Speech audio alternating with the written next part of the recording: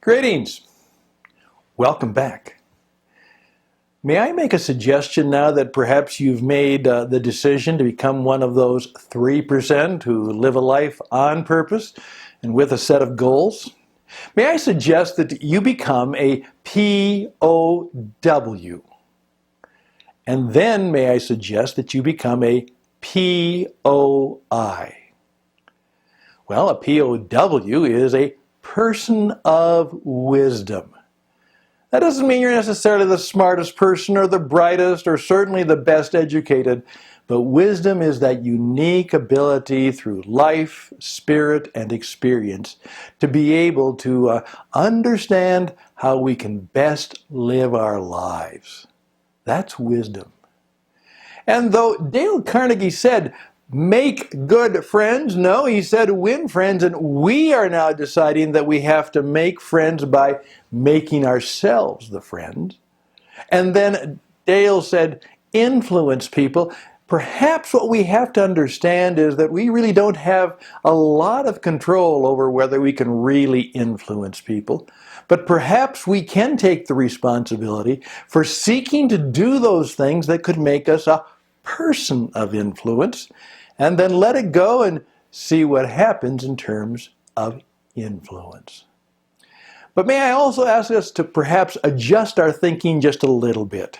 Oftentimes when we think of influence, we think of numbers. We think of the personality, the celebrity, how many Facebook friends, how many Twitter followers.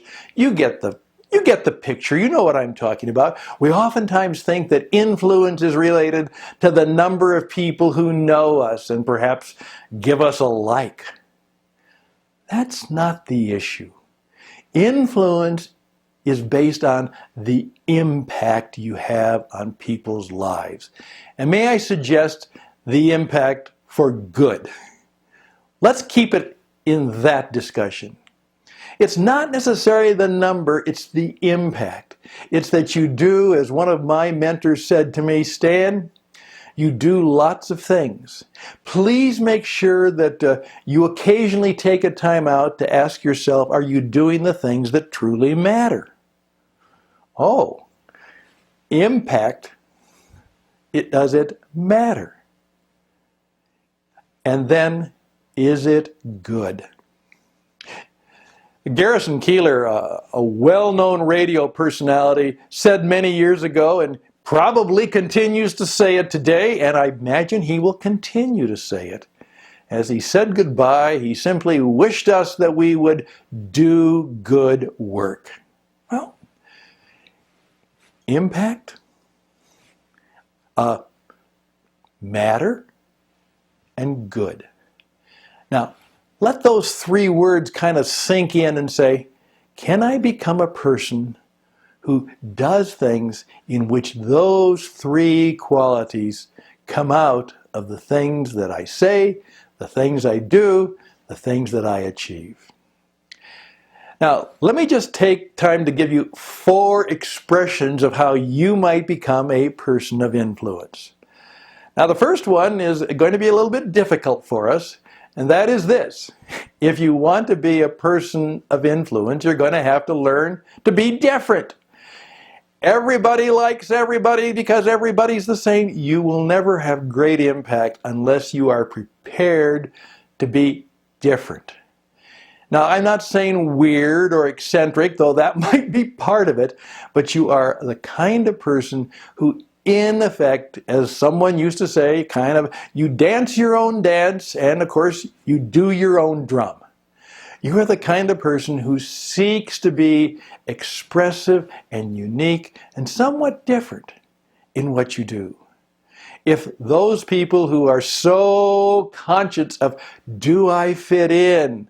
Do people like me?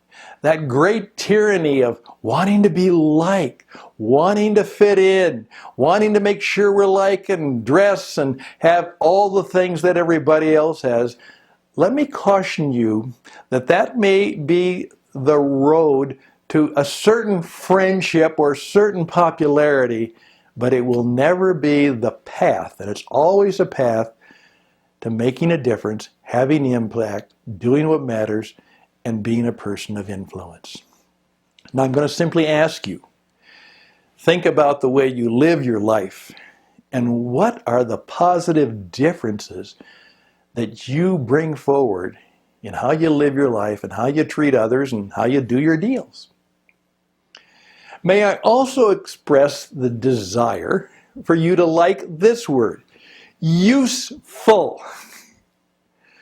A number of years ago, my daughter wrote a book called How to Be Useful. And it was based on her discovery that she left Minnesota and went to New York, you know, the proverbial, if you can make it in New York, you can make it anywhere. And she discovered that what had to happen if she was going to be successful in the Big Apple, it's, you know, there's lots of cute people, there's lots of smart people, there's lots of talented people. The world is full of those kinds of people. But success oftentimes hinged on being able to accept the quality of being useful to other people. Now think about that. What might that mean? That you are useful. How are you useful to other people? To your friends, to your boss, to your colleagues, to your company, to your community? How are you useful? Again, I would encourage you to write that word down, put it on a card, put it, you know, the proverbial, on your table, on your desk, on your dresser, on the bathroom mirror. How can you be useful? And you start your day by expressing the fact, what am I going to do today that is useful, and who will it be useful for? All right? Third thing I'm going to ask you to think about is this. You must learn to express yourself. If you want to be a person of influence, you have to have the ability, both in terms of relationships, oftentimes in how you speak, how you write, the way you treat others, even your body language. You need to learn the expressive arts. It's a good time to learn a little bit about how to be a public speaker. That's one of the first things that Dale Carnegie said will give you the confidence and allow you to do those things, is to have the confidence, and he meant by confideo, with faith, that you can actually speak and express yourself in a way that attracts people, impacts people, brings them in. Now I'm going to also ask you to think about this. Many of you have heard about the mission statement that many corporations and organizations have. Like the mission statement, who we are and what we do, and you know the deal.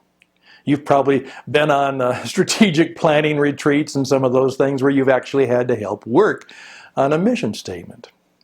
Well, I'm going to encourage you to be a person who takes the time to actually come up with your own mission statement. And what that does for you, it helps you define yourself. Who are you? What do you believe? What is it that you do? What do you offer to the world? And what happens when you do what you do and offer what you do and people accept your offer and are in relationship or working or connected to you? What's your mission? Who are you? What do you believe? What do you do? And what do people feel, experience, do, know? How are they changed or how are they affected because they've been in touch, in contact, in relationship with you?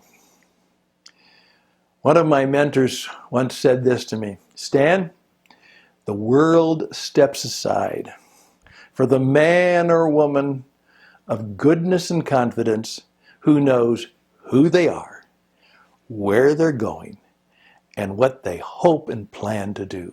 The world steps aside for those kinds of people. They're somewhat amazed. It's kind of mysterious. And that authenticity, as I said, with mystery is great power. So can I encourage you right now to play this again and think about those expressions of impact, matter, and good. And then, in effect, how are you different? How are you useful? How will you become more expressive? And how will you live out some kind of personal mission so that you can walk tall and sometimes walk tough into a world in where you can become increasingly a person of influence? Now, in our next little postscript to this, I'm going to give you some clues as to how you can begin to do that.